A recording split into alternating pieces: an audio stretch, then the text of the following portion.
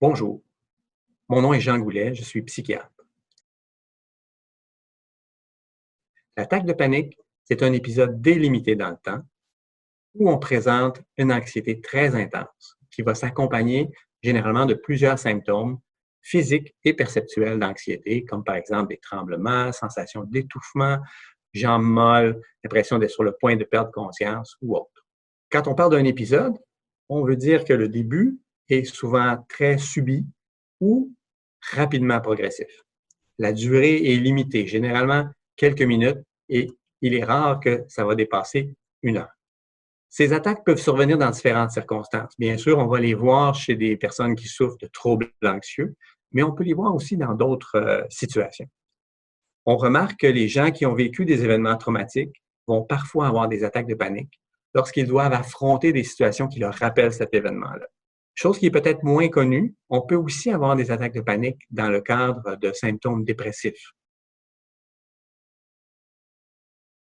Je vous propose une petite technique relativement simple en 3 étapes. La première étape consiste à ralentir son rythme respiratoire. On fait simplement se concentrer sur notre respiration et ralentir la respiration en utilisant une respiration diaphragmatique, abdominale.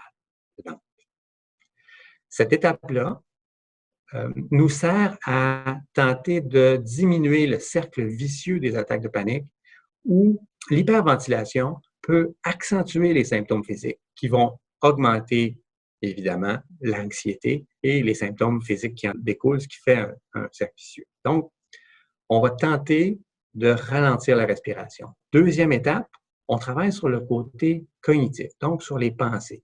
Quand on vit un épisode aussi difficile, aussi désagréable qu'une attaque de panique, on ne peut pas faire autrement qu'avoir des pensées catastrophisantes, du genre « je ne sais pas qu'est-ce qui m'arrive, est-ce que je vais mourir, est-ce que je vais perdre connaissance, perdre le contrôle ».